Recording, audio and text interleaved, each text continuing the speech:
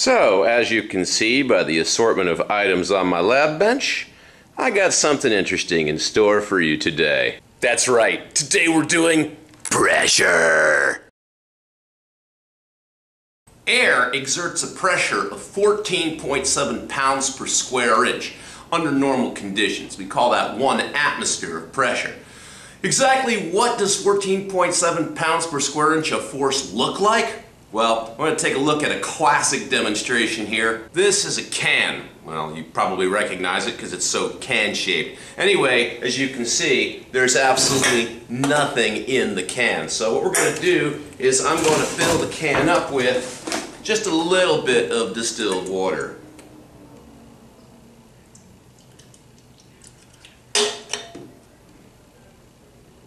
Alright, so we have a little bit of distilled water inside this can. Now what we're going to do is we're going to light a Bunsen burner. We'll perform our 3 safety checks. Tug, tug, righty-tighty, and air hole. There we go.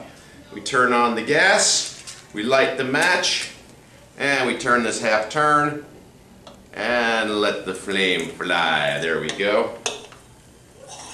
Now, what we're going to do is we're going to take this can that has water in it, and I'm going to heat it up over this Bunsen burner flame until the water in the can comes to a boil. As we heat up the water is going to exert vapor pressure as the water evaporates and eventually comes to a boil. As water vapor goes into the can, it displaces air out of the can. So that by the time this thing has been boiling for a little bit, all you're going to have in there is some boiling water and water vapor. The water I can now feel is about to come to a boil, so we're going to let it continue for a few moments. Oh, there we got some steam coming out of the top. And just let all that water vapor displace the air that's inside the can. And then we're going to take this and turn it upside down into a bottle of water. Take this out.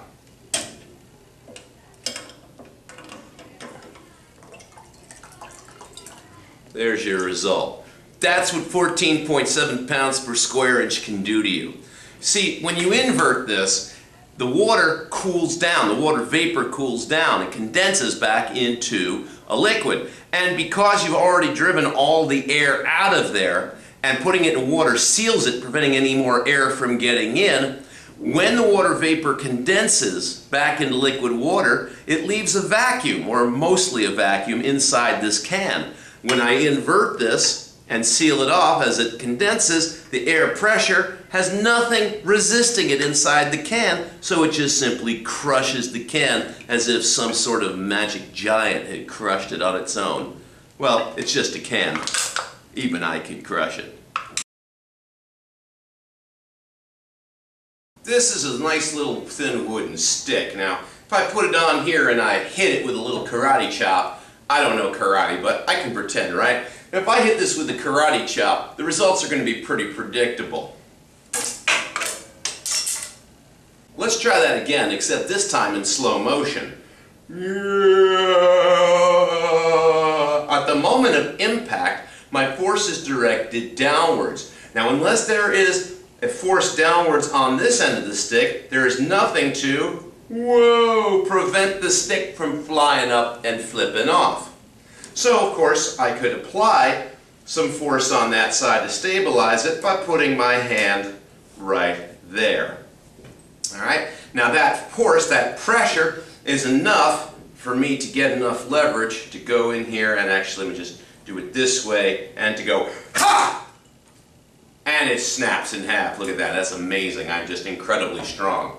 Now, the next item on the agenda is how do we do this without actually using my other hand to hold it down? Can we use the pressure of air, the power of air pressure, to hold this stick down? The answer is, of course we can. You would think with this piece of paper here, if I hit this, it wasn't going to do anything. It would maybe make the paper fly up, maybe it would tear the paper, but, I mean, the paper's not going to, it's just paper, right? Just flimsy paper. It's not like solid meat and bone. So when I hit this, you know, what should happen? Well, let's see. what exactly does 14.7 pounds per square inch look like in a situation like this?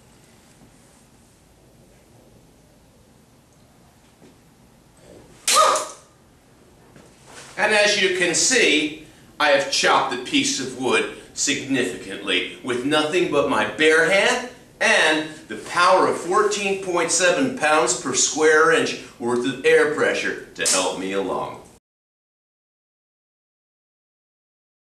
Here's another nice little demonstration about air pressure. I'm going to take this and I'm going to fill it up part way with just some tap water. Here we go. Now, of course, if I turn this over, the water is just simply going to pour out. So, what if I covered it with something, sealed it up somehow? Like, let's say I use an index card. Yeah, nice, papery index card. Put that on the top. Let's see if that does the job of sealing it up. You ready? Okay. Voila. And voila.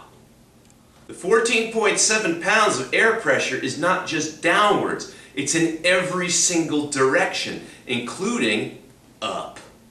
This is exerting 14.7 pounds per square inch, preventing the water from falling out. There's slightly less pressure in here than there is out here, and that holds the card on to this cup of water here. Let's see what happens if we just...